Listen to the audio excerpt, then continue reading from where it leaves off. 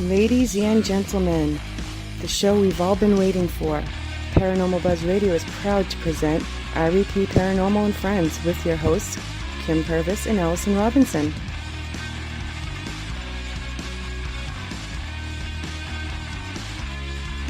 Live every Thursday night on Spreaker, 8 p.m. Eastern, 7 Central, 5 Pacific.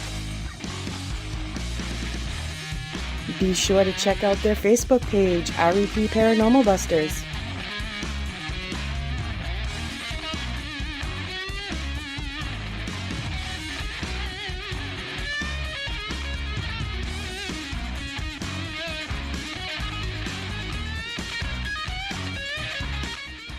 The views and opinions expressed in this podcast by the host or the guest do not necessarily reflect the views of Paranormal Buzz Radio or its sponsors. Use of any material produced by Paranormal Buzz Radio without express written consent is strictly prohibited. For information on everything Paranormal Buzz Radio has to offer, visit our website, paranormalbuzzradio.com. Like us on Facebook, follow us on Twitter and Instagram. Listener discretion is advised.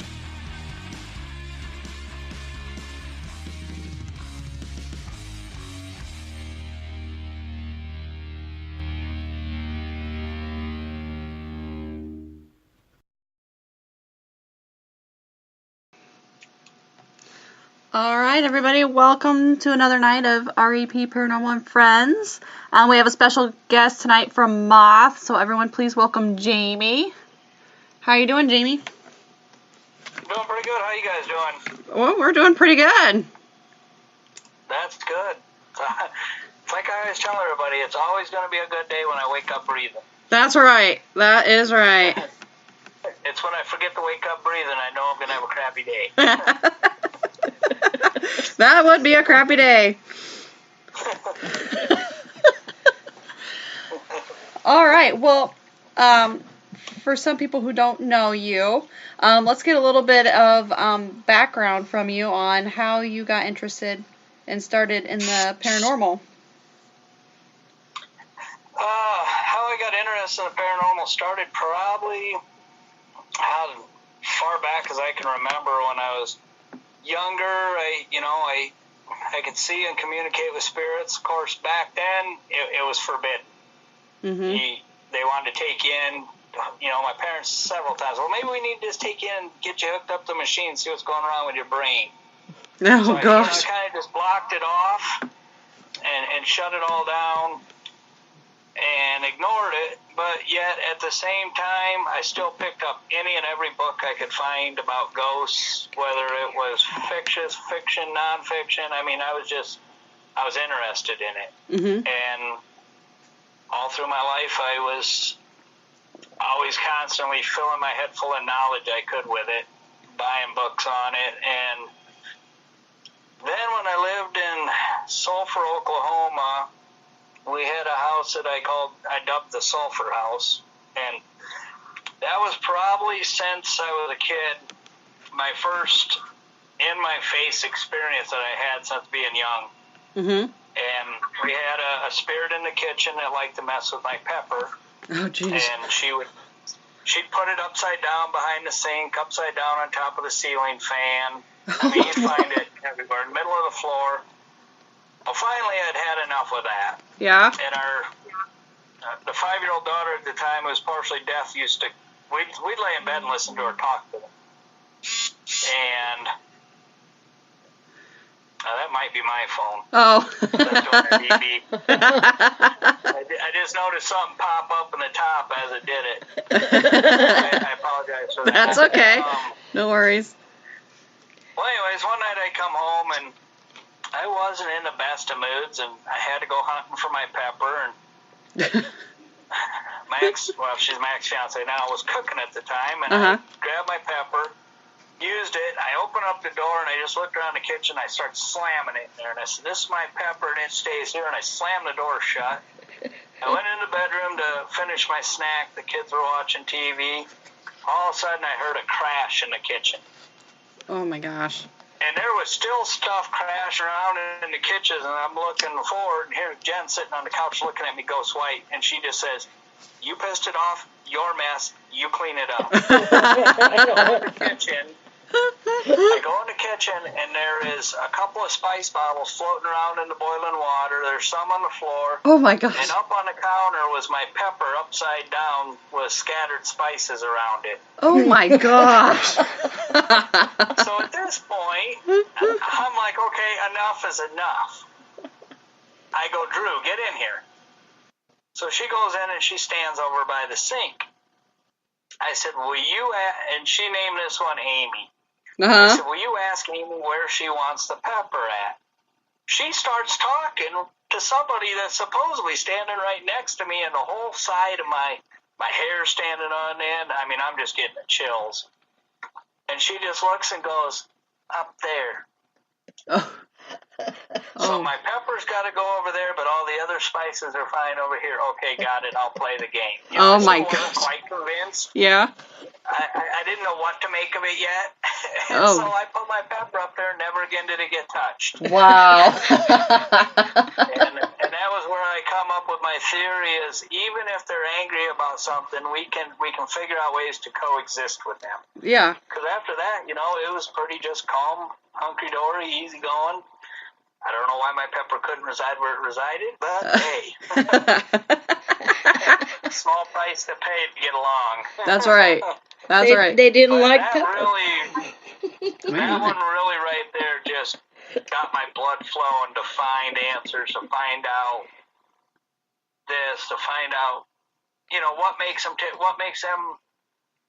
angry at certain things and not angry. I mean, how can we learn to coexist with the ones that won't, that refuse to want to leave? I mean, because we all know with a human haunt, you cannot force them to leave. Right. There's nothing you can do to get them out. That's their place. They're not leaving. You know, so Right. what I think that was what geared my head there is what can we do to help people learn to coexist with them versus just telling them, hey, you got to leave. Right. You know, so it's been a long journey since then. A crazy one at times, but for the most part, it's fun. Yeah. I enjoy it. I'll agree I've with got you. my own around here now that what? I said I'll agree with you. You know? And then I kind of got into like I'm our ghost box specialist for the team, and that was a funny trip too because you can even ask John Goins when I first started using ghost boxes, I'd turn them on. Oh, this is stupid. I don't like this. I'm going different routes. I don't like these things. And I started more of my friends that I were closer to in the paranormal field were all into ITC work, and I started paying attention, and you know what? I'm going to get this. One way or another, I'm going to make these things work. And I don't know if work is the same answer for it, but I did find the more you use them, the more you listen to them, the more you can tell the difference between a radio and I like to say when I get a spirit voice, or it sounds a little more electronic than say a radio snippet. Right. And I do believe with, you know, a lot of people are like ghost boxes don't work. I was the same way. I was there. I absolutely despised them. In fact, I bought an SB11 that sat most of the time. I never broke it out. Oh, yeah. And I believe that it's like with anything else. You have to build that connection. You have to work at it. I mean, it's not just and it's a, like I say with a lot, you know, people throw out there, well, ghost boxes were just a hacked radio. They weren't built for the paranormal. Most of our tools that we use come from something else. Right. They're literally, you know, EMF detectors, all that are used for something else. Correct. People get so mad when I say, when using equipment, you have to use the major given equipment that you have in life, and that's called common sense. Yep. You know, you got to be able to decipher what you're. I mean, obviously, if I'm sitting at the radio, you know, at the ghost box, and all of a sudden I hear Hawkeye's 58, I'm pretty sure the spirits aren't telling me the story. Yeah, exactly. I mean, I don't think they give a damn. Yeah, probably not. And it's just, so I don't know how else to describe it without offending people. And those that know me know that I'm going to offend people at times, and if I've offended you once, I'm probably going to do it again. Yeah. I don't try to. I don't. Right. It's not my given goal to go out and offend people, but it happens. It does happen, and that's fine. I found with our spirit boxes, I have better luck trying to figure out what's being said if we got headphones on and a blindfold, and they're asking questions. Otherwise, you got so many people yelling out questions, and you're trying to listen real close, and it's not coming out like they're thinking. Yeah, and that's another. Me and John were just he shared an article on that, and we've been wanting to put that in action. We just haven't gotten around to it yet. Is doing that, and I would be crazy interested to see the results versus not being able to hear the question, just jotting down what I hear come through it. Right. That's what me and Allison do a lot. Yep. Piecing back the questions to that, and have them write down the question as they're asking it, me write down everything I hear and going back and seeing what correlates. Yep. And I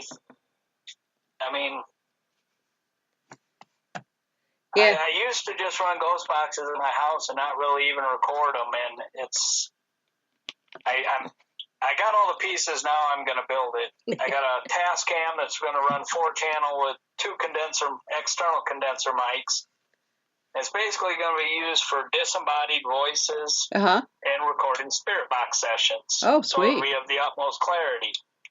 I noticed a lot of times I'll hear parts of a message. Like the other night, I had just hacked a box. I was testing it, and I was recording it with my phone to show somebody. And during it, I heard an electronic sings "Loves You."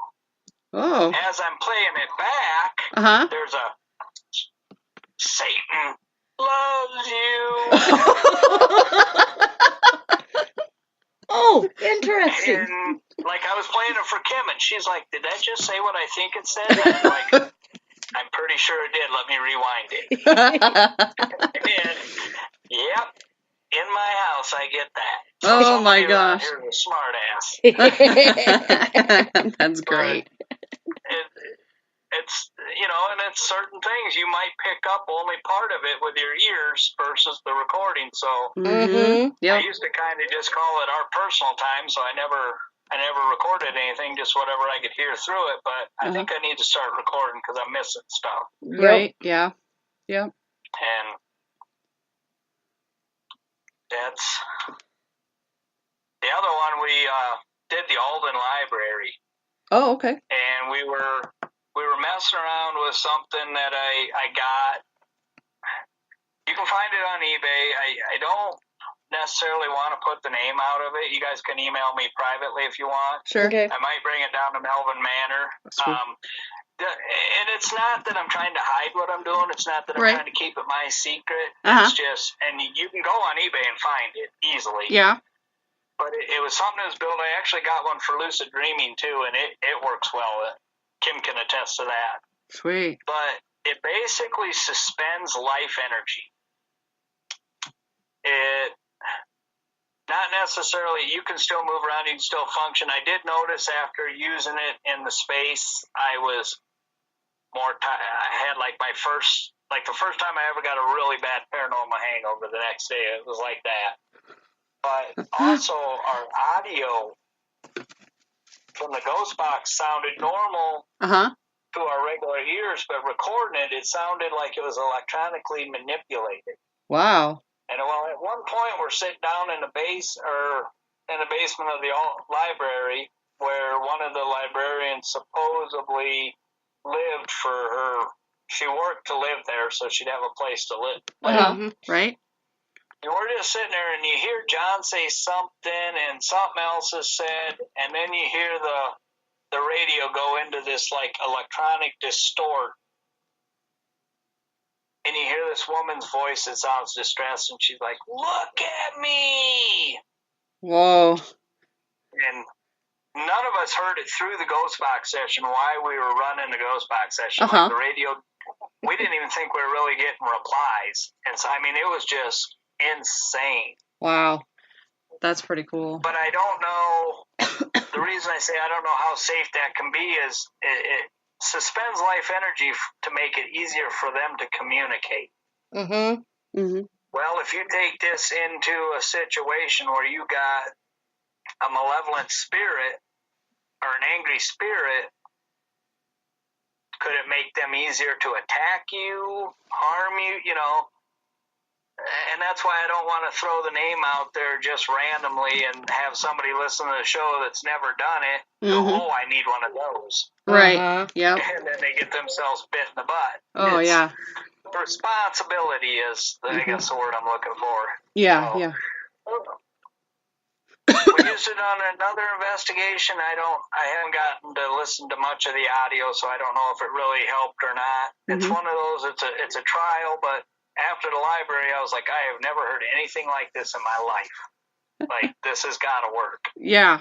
And I haven't really listened to the audio from the other one, so I don't know if it's coinciding with that or not. Mm-hmm.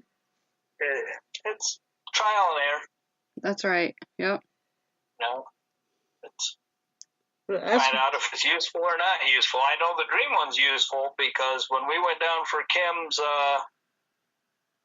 brother's funeral, I had virtually normal dreams, nothing real vivid. As soon as we got back home, the vivid, weird, strange dreams started happening again. Oh, my gosh. It's just like full storyline dreams, and it's just like, wow. Holy crap. Hey, that one works. Proving that. Fall asleep on the chair downstairs, nothing. Come upstairs to bed, boom. There they are as soon as I fall asleep. So I know that one works. Oh my gosh. That is insane. Did you have any more that you wanted to talk about? No, I knew they were the first ones in. I didn't know if they found any more stuff out at the library or not. Did you guys get anything else besides? We haven't gotten a chance. We've been kind of back-to-back investigations. Oh, gotcha. We haven't gotten a whole lot of chance to review everything yet. Mm. That was actually found on-site reviewing. Okay, gotcha. There was one time, and we're not sure if anybody's recorder picked it up. I'm not sure if we even had a recorder going on downstairs.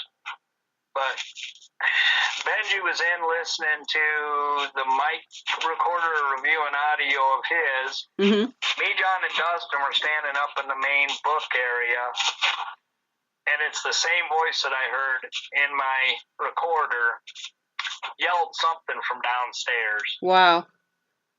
And I definitely want to go back, especially now that I'm building the contraption for catching disembodied voices. Oh. And we've been welcome back to the library anytime. She said, you guys were great. That's awesome. Can't wait to see what you find. Anytime you guys want to come back, you're welcome. Cool. Oh, that's awesome.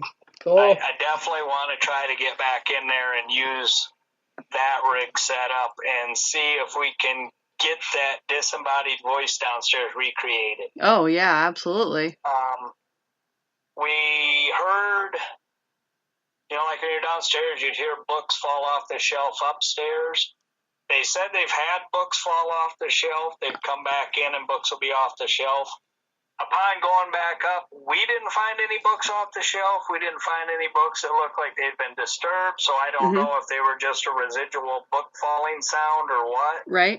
But we were able to debunk some of their experiences as fear factor. One of the hallways they don't like to go down into. Mm-hmm.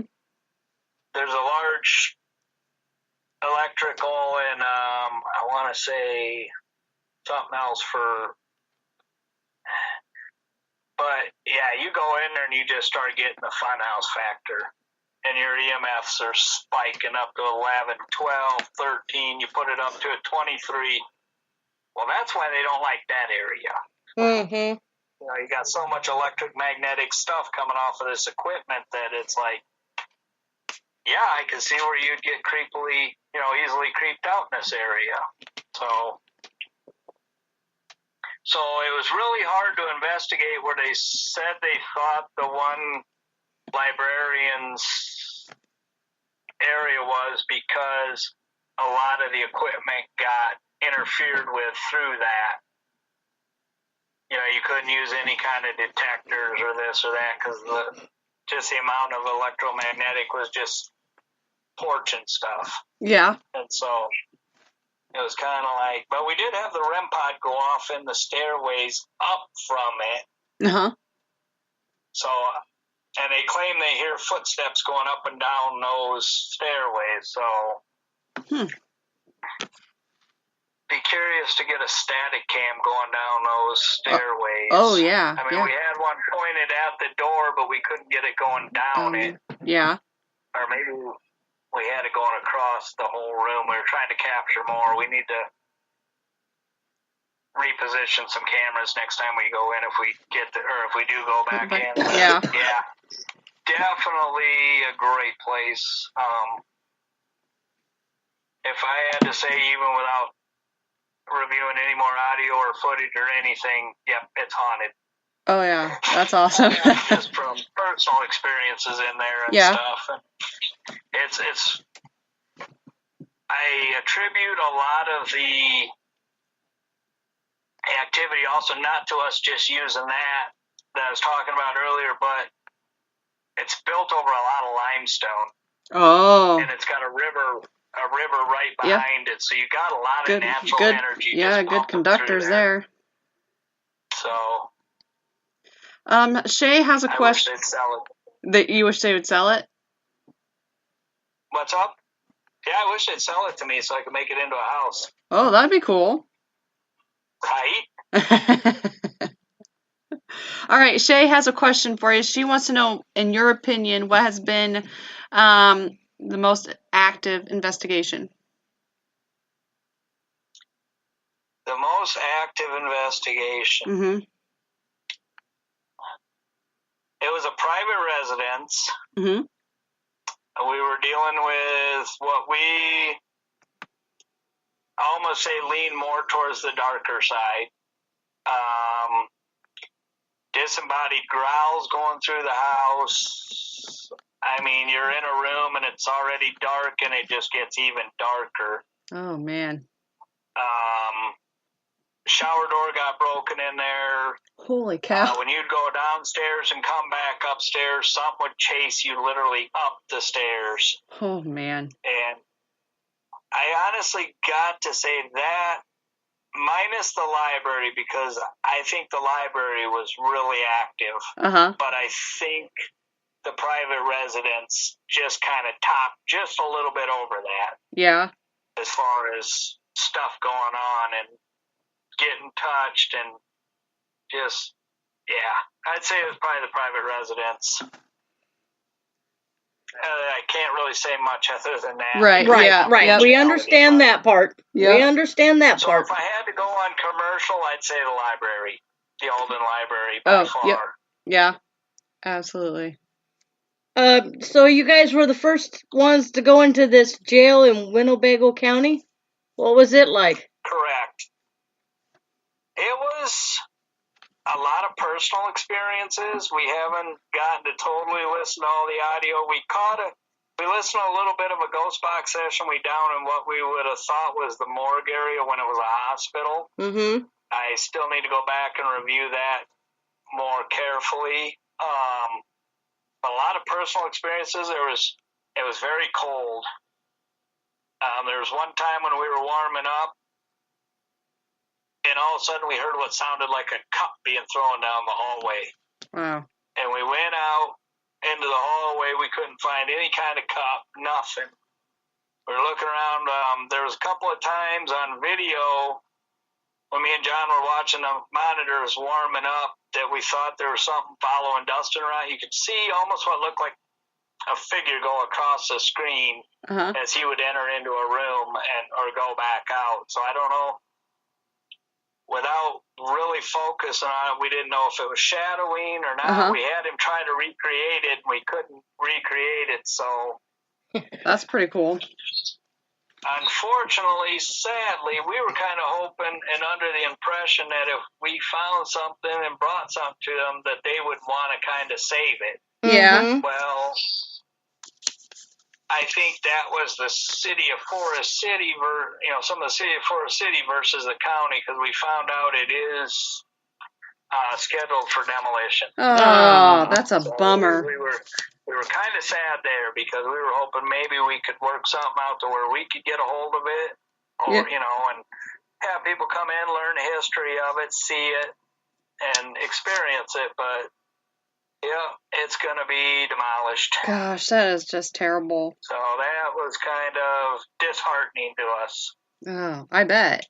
I would have liked to have went in when it was a little bit warmer, when you could actually not be shivering so much.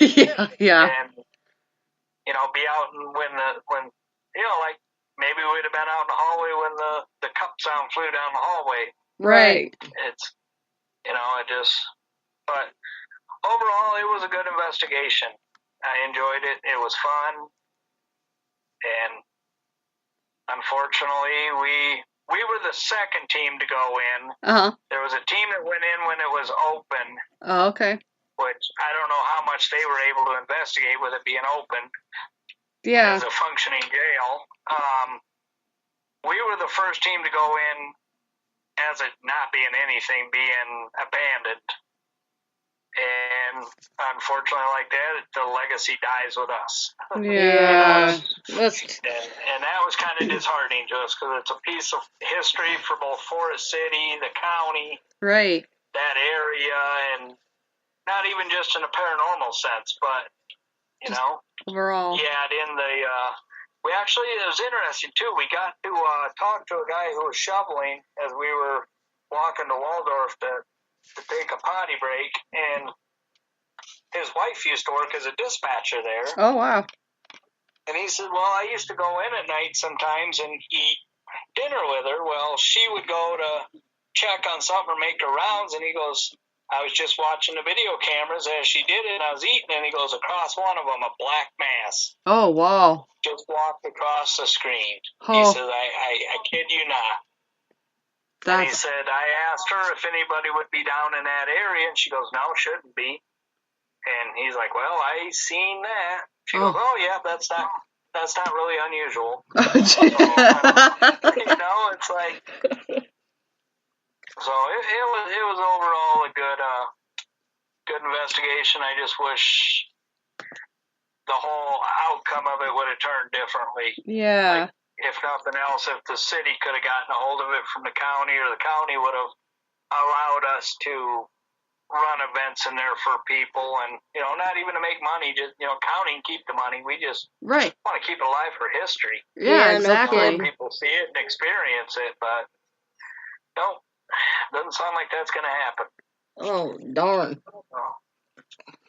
Yeah, that's what I was saying too. It was a little bit of mixed emotions when we found that out. A little bit angry, a little bit sad, a little bit, I don't know. Yeah, that would be. Yeah, it would have been. I was going through your website, and there was a Shadow Man from 2014, January 10th. That was a cool video. That is a story in itself. Do we have time? Yes, we do. Okay. That was a client we were helping out. We'd been there a few times. She did give us, I know in that one's got her name and stuff. She gave us permission. She says, if it helps anybody, use my name, everything. I don't care. Yeah. So we set off with another local team who's no longer running. We used to run with them sometimes, and they would run sometimes with us. We needed fill-in people or more people. And they had a case over in Charles City. So we're like, sure, we'll go. It's middle of winter. It sounded too good to be true. Like, people said they'd sit outside and see a lady washing dishes in the window. stuff being flung around the house, footsteps, everything. So we're like, this is going to be awesome.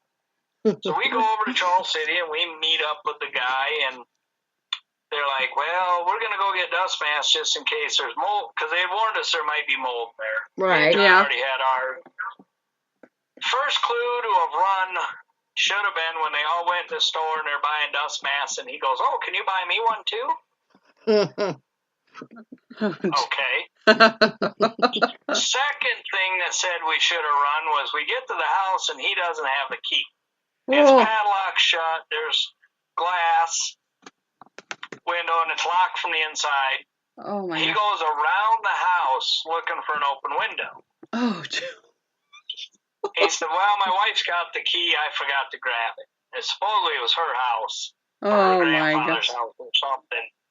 Oh, So finally he locates a screwdriver. I forget who had it, but he pops the lock off the front and breaks out one of the little windows and reaches in and unlocks it. Goes, we're in. Oh.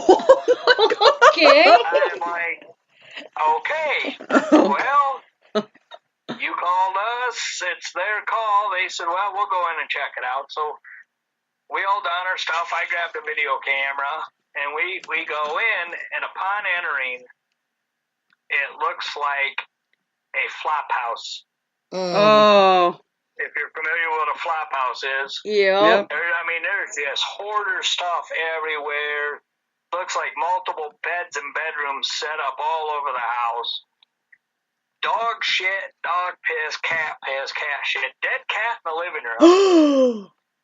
And Oh we're my walking gosh. up and down these stairs, and the whole time we're trying to get this guy to say, tell us a little bit about stuff. He's going through stuff Oh my and gosh. putting stuff in his pockets. Oh. And then asking people, oh, hey, here's some football cards. Anybody want football cards? Do you need tile for your house? And I turned to John. Me and John walked outside. We were still smoking at the time. We walked outside for a cigarette. Yeah. And I said, hey, call our client Newell and see if we can go there, since the wives have already told us we can be out for the night. It's still early. About an hour and a half drive there. Let's go. Yeah. So he calls her and she goes, yep, we're doing nothing. Come on down. So we got outside with the other team, and I'm like, I think we're going to split. And they said, well, we think we are too.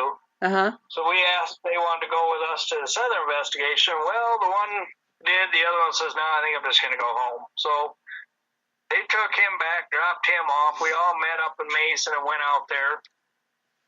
Got in there, and we actually had a full spectrum cam running and my night vision cam running. John was running the night vision cam, and that was the one that caught the shadow. Uh-huh. I looked over, and I'd seen the full spectrum cam had run out of batteries. I just put a fresh set in there. So as I'm going to put another set of batteries in there, John goes, oh, shit. Or whatever it was, and he goes, dude, check this out. So we spent literally about 30 minutes trying to recreate it, thinking maybe when I went to change batteries, I put my foot across with shoelaces, and I couldn't get my foot, no matter how hard I tried, to go at that speed. There's just nothing. We were trying everything. I was moving the flashlight around to see if maybe I bumped that. Nothing could debunk it. We couldn't recreate that for nothing. Wow. And that was the last little bit of evidence we got that night. The rest of the night was dead. But, yeah, the beginning of that story is what made that a crazy night. Wow. I was never in my life. And I hope I never do again. Well, they used to advertise on the for sale sites, and they got a lot of crazy cases. I think a lot of tweakers looking for female companionship for the night, kind of stuff, and I think that's what discouraged them, plus a lot of their team members were having trouble finding time that they could go together. So between the two, I think it really kind of did them in. I don't blame them, because after that house, I was almost ready to give up. I'm like, I don't want to ever see this again. Oh, gosh. No kidding. Yeah, it was wild. But I had to watch it 3 or 4 times today when I saw it, and I'm going, holy cow. Yeah. Yeah. That, I think, as far as video capture, has to be to date our most insane capture. I mean, there's just nothing we can do to say it isn't. Yeah, A shadow figure walking across. It was moving pretty fast too. He was a little quick burger. Yeah. Yep. Yeah, he just zipped right across in front of us like, don't mind me. Yep. You know what you're doing. I'm going to go over here. And that was the same area where me and John both watched a lighted orb that got about as big as a mini basketball. And it come out of this, there was a hole in the wall to where you could get underneath the house. And it come out of there, traveled down the wall, and then went back in. Oh my And I mean, we didn't have any flashlights on, nothing going, no cameras. We were just sitting down there getting the feel of the space. And we both just kind of seen it illuminate. We both just looked at the same time, watched it go down the wall, go back into the wall. Then we both turned on a flashlight, kind of looked at each other. Did that just happen?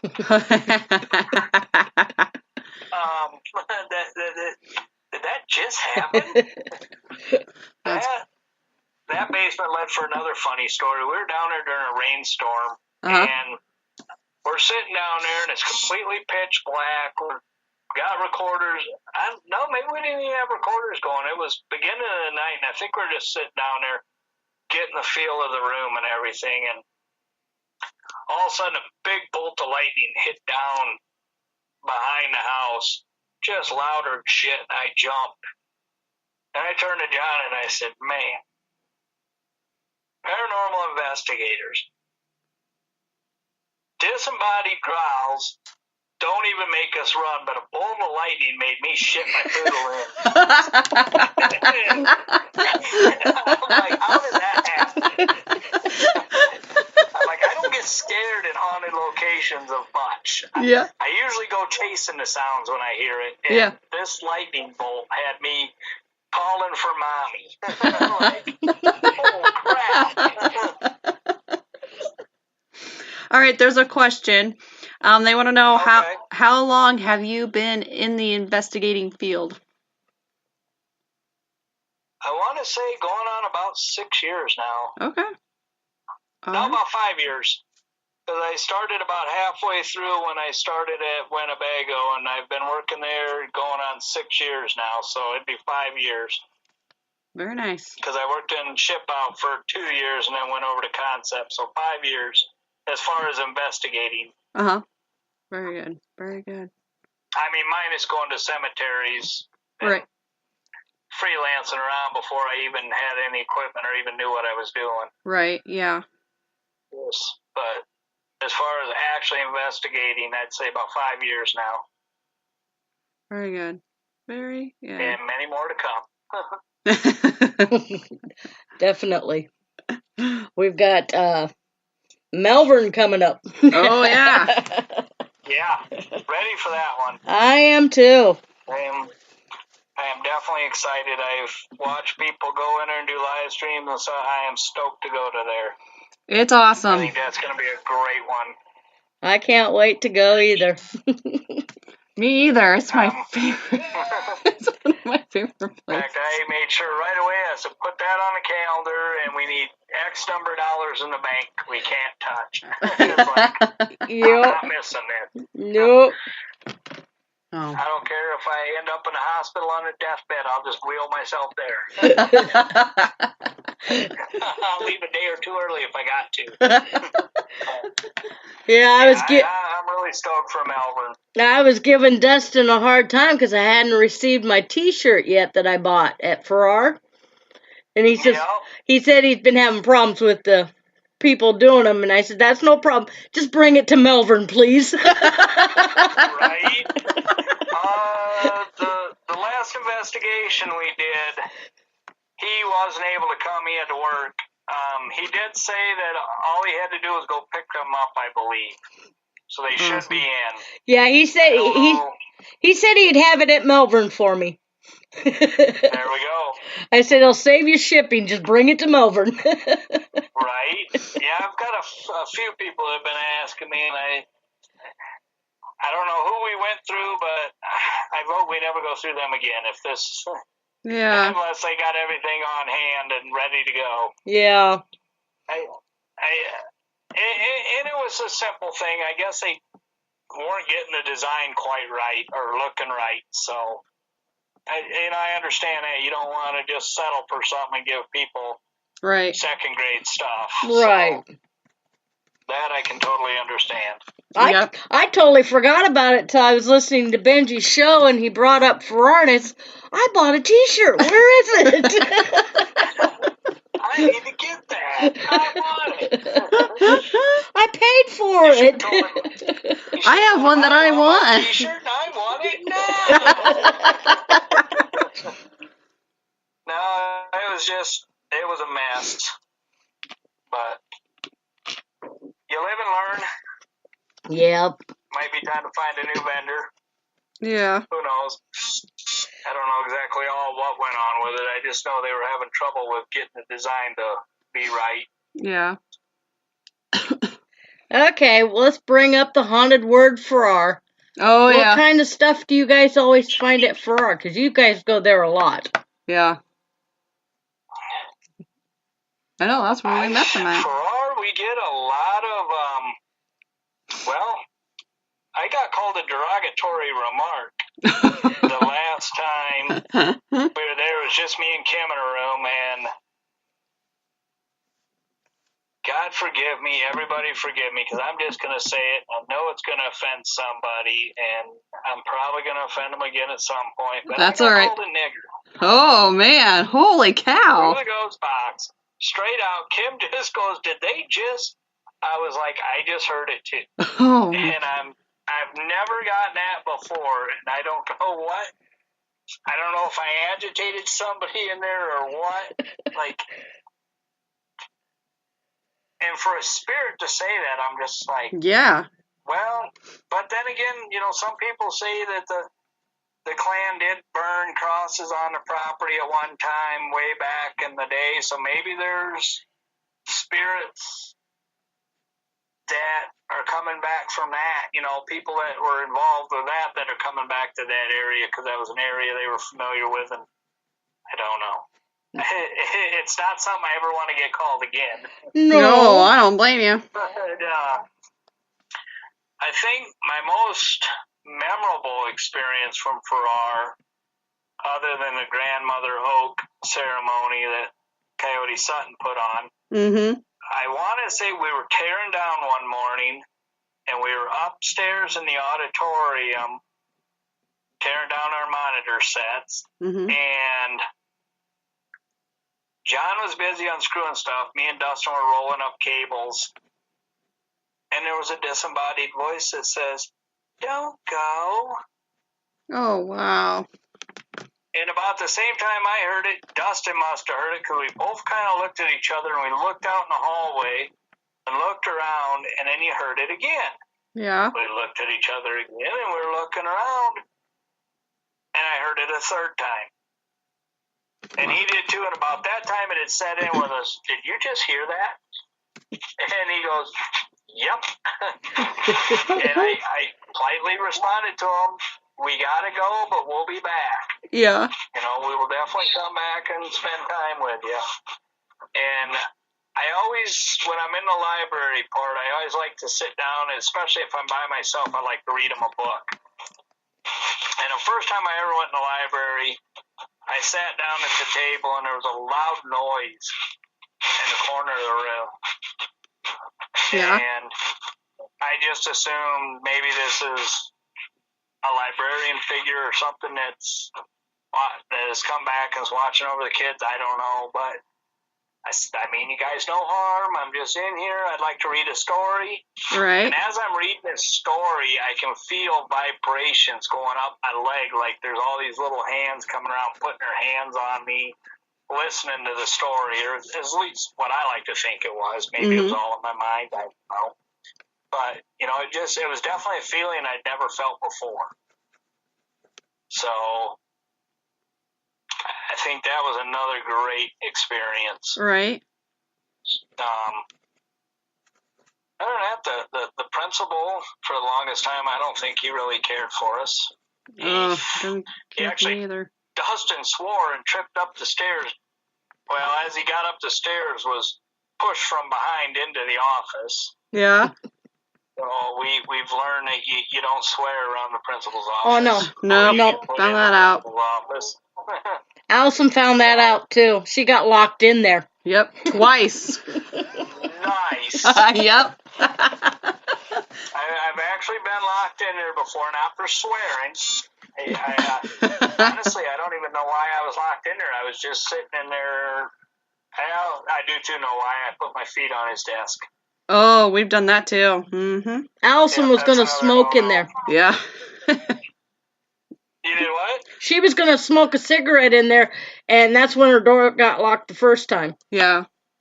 Next time Nice. I was saying I was going to, write on things with Sharpie and, get into his nudie magazines that he keeps in the closet. And we went to go open the door and we were locked in, and one of the gals that was with us, she started crying. Oh, wow. Begging for them to let us out. And then finally you just hear it click and the door kind of just creaks and it was open. The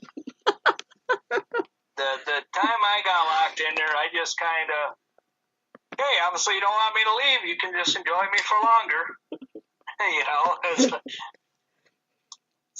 The girl, I'll just sit down with you. Mind if I put my feet back up here? yeah.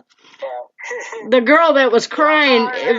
I mean, I joke, but I try to be respectful to him. Oh, yeah. Right. He doesn't like feet on his desk, so now I don't put my feet on his desk. Yep. It's, I try to keep that respect factor no matter what happens. I try to be respectful. Yep. But I don't know what's going to irritate anybody until I do it. I was just trying to be comfy. And, nope. That didn't work out very well. But the girl that was crying, this was her first investigation. She'd never been on one till that night. That'll explain it. Yep. I know we got to go down there one time. It was just before the season was opening, because they had a lot of stuff booked up. We were trying to get down there, basically just have a Moth family day, and we invited Will and Jacqueline in on it, and we went in there. It was cold. This was Kim's first time in a haunted location.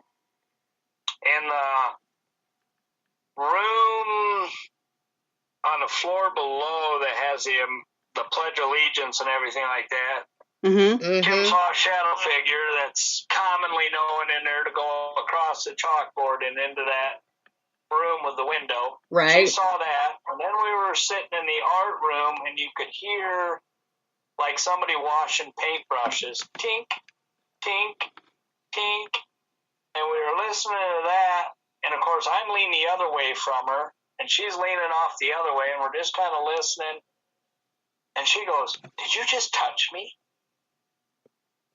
Now, how am I going to touch you? I got my arms crossed, trying to stay warm. I'm leaning the other way. Yeah. You're trying to stay warm, leaning the other way. And about that time, it kicked in her head that a spirit or somebody had touched her, and her eyes got real big, and she's like, "I just got touched." And which is an achievement for her, because when I first met her, and this is great. Those that know me know I am very eccentric. I don't go by norms. Most people keep a flower vase or flowers or something as their centerpiece of their table. No, I was living alone, and I decided that was going to be where my Ouija board planchette went.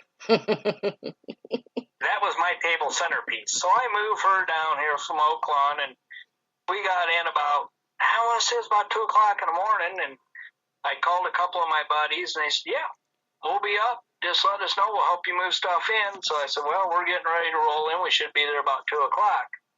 So I open up the door. We're all going in, and I turn on the dining room light, and her eyes got big as shit. She says, "Can we put that away now?" And I said, does it bother you? And she goes, no, I just would prefer it got put away. I said, okay. So then it was all, I want to hear about your stories, but I don't want to experience them. Now it's random stuff happens around the house, and she's just as thrilled about it as I am. She wants to go check out haunted locations. She wants to sit down and do ghost box sessions. It's like, I've corrupted her. She's addicted. So, which makes me happy, though, because now I can enjoy it with her, too, Right. along with the team and everything else. So, Exactly. you know, I don't have to feel bad leaving her behind, and the kids are old enough, the grandparents take them overnight, so when there's an event, she can go, too, and it makes it more fun. Oh, It doesn't definitely. make it feel like I'm just leaving her behind and going doing my own thing all the time, so that's a plus side to it. And I actually have a new Ouija board that I just ordered off of eBay. Yeah. The lady is selling them. They were her late sisters, are handmade, Whoa. hand varnished everything, wood burned in. And she said she had like 10 of them. Now she has 6. Well, now she has 5 because I bought one. And I'm thinking, handmade from a lady who's no longer with us. Yeah. And I'm not sure if she had 10 of them stacked up. Was this lady even selling them, or was she just making, you know? Right. Now I want to know history on it. Was she selling them? Was this just a hobby she picked up and was storing them because she didn't think anybody'd want them, but she enjoyed making them? What's the deal with these things? Mm-hmm. Why did she start making them? What was she into, or what did she? Because I mean, yeah, it's not uncommon for somebody to say, I'm going to make an Ouija board, but at the same time, was she one of us? Did she just decide to do this as a hobby? Did she practice Wiccan? Or Right. why? Yeah. Why? Now it's got me thinking I want to order the other 5. There was only 10. I want to own 6 of them. It's just, but it's just, after it gets sent and shipped, I'm going to contact the lady and see if I can get her sister, if she doesn't mind giving me her late sister's name. Yeah. I just kind of want to do my own research on it and why. But yeah, Kim was totally cool. She's like, oh, that is cool. Coming from the woman that didn't want a Ouija board sitting on the table. Yeah. Now it's cool. So it's definitely been a long progressing time for her, but she is totally into it now. My husband isn't, though. He says, here, you go. I'll give you the money. I'm staying home. Yeah. So our challenge is to get him to Malvern. That will never happen. She was telling him about it's one of those deals. It's not something you can. I never would have forced it on her. I never would have told her you got to do it. Right. It's just kind of curiosity set in. I think when her one uncle that she had just started getting to know again. Yeah. And was excited about meeting us and the kids had passed away. I want to say it was a heart attack. Uh-huh. I think some of that kind of opened up questions for trying ghost box sessions, which at that time I was still like, F a ghost box. I don't like this. This doesn't work. It's broken. And, but I think a lot of that's what kind of got her more and more into it. And the more and more I started playing with radios in the house and getting results, and then she's sitting down listening to them with me in her own terms and stuff, just really kind of got her interested. She's like, I can't explain what's happening here. I want to know more. I said, you got reeled in too. That's how they got me. I couldn't explain it. I wanted to know more. Yeah. But, it's... Yeah, I heard somebody on one talk show say, if you're just in it to find answers, once you get your answers, get back out. There's no room. And I'm thinking, what do you mean, once you find your answers? Because I went in looking for answers, and I still got answers. Exactly. And I don't think I'll ever find out the questions to some of my answers. I think they're always going to be a life's mystery. Maybe one day we'll get revealed them. I don't know, but... Yep. I get one question answered or figure one thing out, there's like 10 more things I want to know. Yep. You know, I don't think anybody's ever going to find all the answers. I feel if you think you know all the answers, maybe you should get out. Yeah. Because I don't think it's possible. No. So, but, you know, everybody's got their own opinions and they're entitled to them. And I just kind of bit my tongue and let it go. And no sense getting my pantyhose up in a bunch with it. Yep. One of those deals, you know, everybody's got their own opinions. Yep. But, you know, I'm one of those that I like to talk to people. I like to help people. If people ask me a question on how do you do this, I don't hold my answer back. I don't, that's my secret. You're never learning it. No, I'm more than willing to show anybody anything and tell anybody anything I know and listen to what they got. Because, you know, a lot of people look at some people, oh, you've only been doing it for a year. You know what? I've learned from people that have been doing it 6 months. Yeah. Learn what they're doing. I never even thought about that. You know, so I don't underestimate anybody or try to talk bad about anybody unless they give me a good reason, and that's usually if you're scamming or ripping somebody off. Right. Right. Or putting false stuff out there. I mean, other than that, everybody's got a place in the field. Yep. I don't know. Anyways, new subject. Or are we done? Or No, I got one more question. When you do private residence, is the whole team when you go in to help people? Is the whole team aware of what's going on in the house, or just you or John, and then you all go in blind otherwise, or how do you guys go about doing it? we usually fill in, especially if it's a more, I hate to say dark or demonic because I feel even malevolent, angry human spirits can act in a demonic way. Mm-hmm. If we feel there's reason to be harmed, we do fill in. If it's just like a regular investigation, I might fill in on a few key things and leave certain things out just to see if somebody picks up on it. Okay.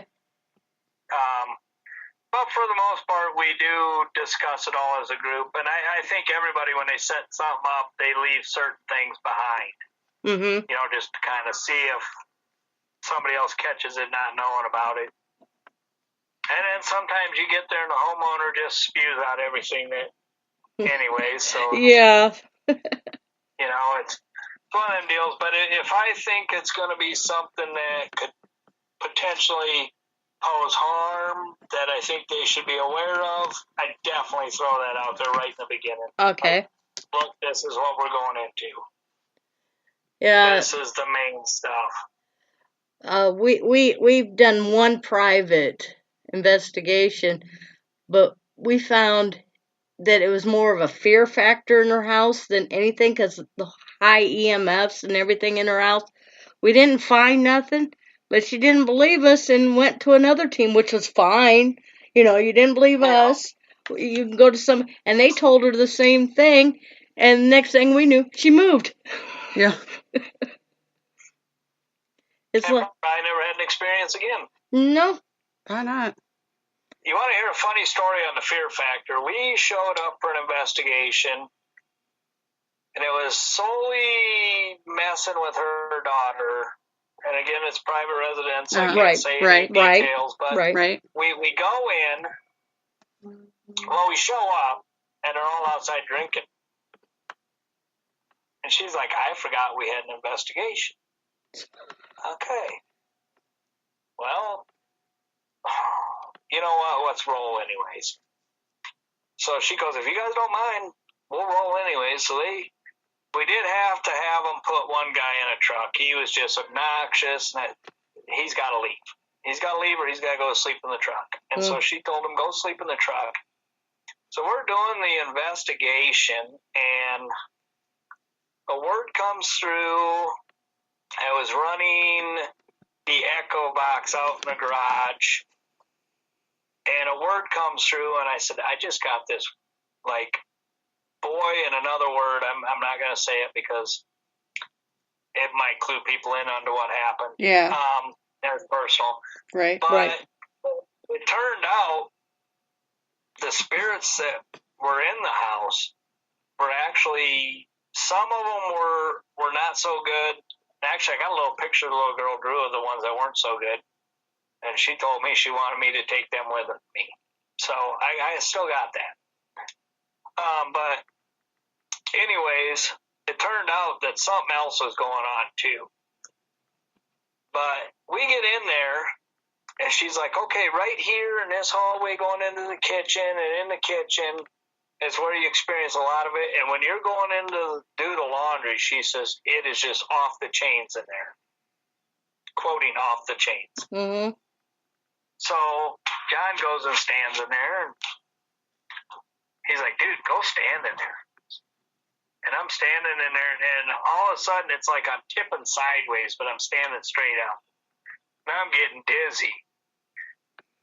I'm like, I go grab my EMF detector, and I'm on the other side of the wall in the kitchen, probably a good foot or two away from it, and it's spiking about halfway. And the closer I get to the wall, it's jumping up. And I told her, well, I found out your problem in here. You got bare wires in your electrical box. It's older wiring. I said, that's creating what's called a funhouse effect, fear cage, fear effect. You don't say my house is on it. My house is on it. Whoa, I thought I was going to get slapped in the face. Oh my gosh. Calm down. I said, I'm not dismissing that your house is haunted. I'm just telling you that what you're experiencing in here is that. You should probably have your landlord fix it. Uh-huh. And yeah, I about got slapped. Finally, she was like, okay, well, if you're not saying my house is not haunted, well, I'm afraid to do the rest of the investigation, because what if I don't find anything? What do I tell this lady? Mm-hmm. Well, other than the toilet ghost that pops up every once in a while, I didn't find anything else. But you do got a ghost. You know, what do you tell them, But, Yeah. It's, I think, drinking feared that in it. And a little bit of fear, too, because it's mostly your daughter that's having the experience. So when your young daughters have experiences, Uh-huh. you don't want somebody to come in and tell you, oh, yeah, this electrical box is your only problem. Yeah. Right. So I get it. And I weaseled my way out of it as polite as I could, and we carried on with the investigation. Uh-huh. But yeah, that was a fear cage part of one that was ended up in me almost getting slapped in the face. Well, we're all out of time, so can you tell everybody where to find you, and if they want to look up some of your stuff, or? Yeah, you can find us. I believe we have a website, ministersofthehaunted.com. We also are on Facebook, Ministers of the Haunted. You can look me up on Facebook, Jamie Nessett. I'm also on Instagram as Jamie Nessett. Other than that, that's about it. Most haunted locations, you might find us there. Sweet. All right. So Cool. We're going to give our quick shout outs here to who was in live chat tonight. We have Shay, Matt, Wolf. Let's see. I the Beholder. I think that was it tonight. I think that was pretty much it. Yeah. All right. Well, thanks everybody for tuning in. Thank you, Jamie, for being on, and we will see you next month. Yep, we'll see you guys next month, and thank you for having me on. Thank you very much. We appreciate it. Thank you very much. No problem. Thank you for listening to REP Paranormal and Friends. Be sure to check out Kim and Allison on Facebook at REP Paranormal Busters.